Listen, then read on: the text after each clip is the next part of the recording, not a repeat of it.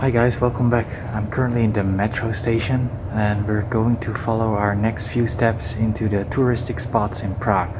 So it's basically a follow-up to the first video I made. Well, let's go and hopefully you will enjoy it a little bit. Now I'm currently waiting for my metro to arrive, and as you can see, the metro stations in Prague aren't as colorful as other countries maybe. They're not either very spectacular, but you know, they serve their purpose.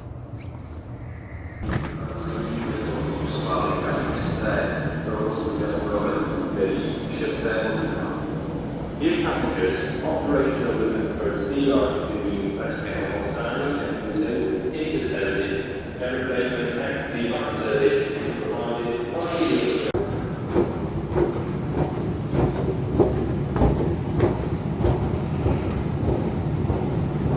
One thing we definitely have to talk about is the public transport here in Prague.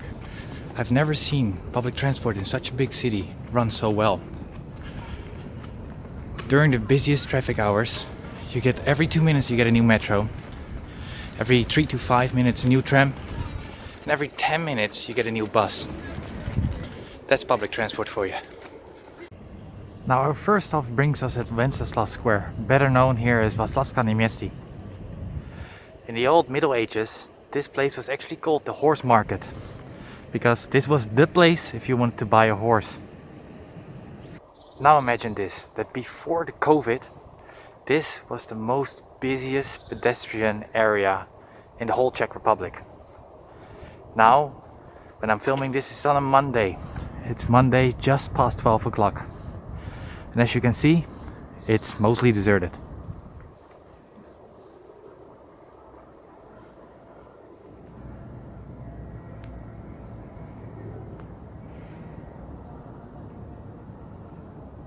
If you wonder why I sound so muffled, it's of course because of the face mask.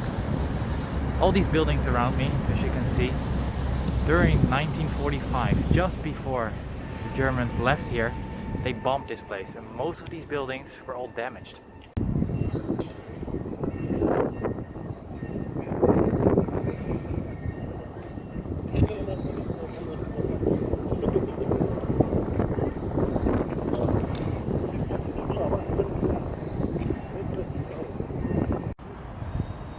This is the other view of Vaclavske Namesti. It's also known for its demonstrations here, because of course it's so large, it can hold up a lot of people.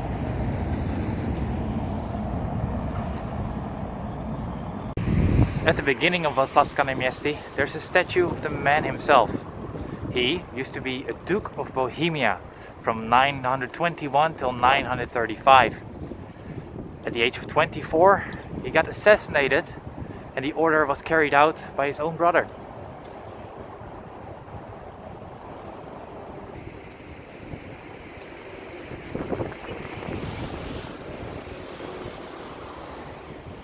And just behind the statue you have the museum, which currently holds over 14 million items. The museum itself started construction in 1885 and was finished in 1891. During 1945, just the same as Vaclavske Namesti, it got partly destroyed by the bombing. Luckily, 2 years after, in 1947, it was able to reopen.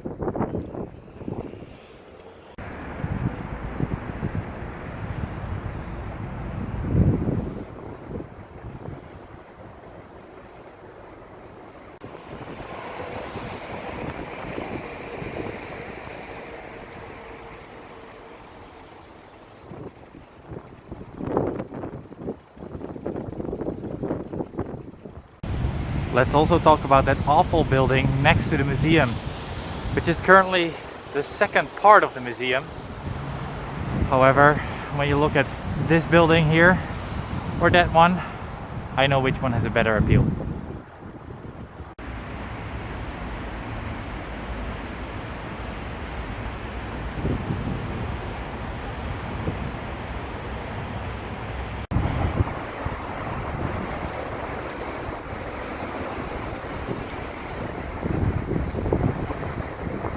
One of the other places I want to show you is called Lucerna.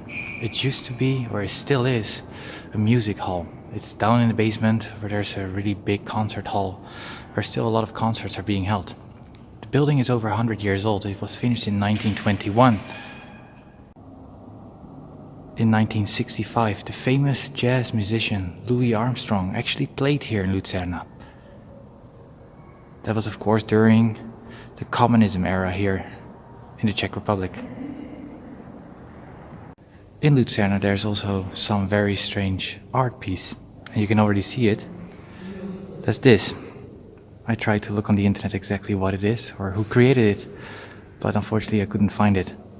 One thing is for sure, it's fascinating.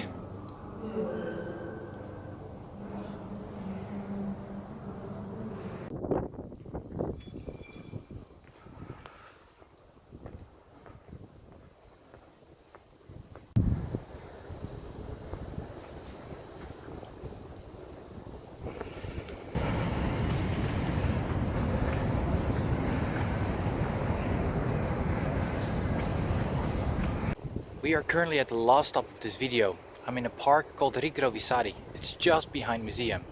And normally when there's no coronavirus, there's a huge beer garden here.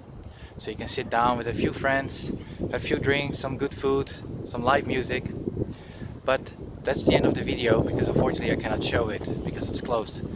But I will show you the marvelous view before I'm closing this video.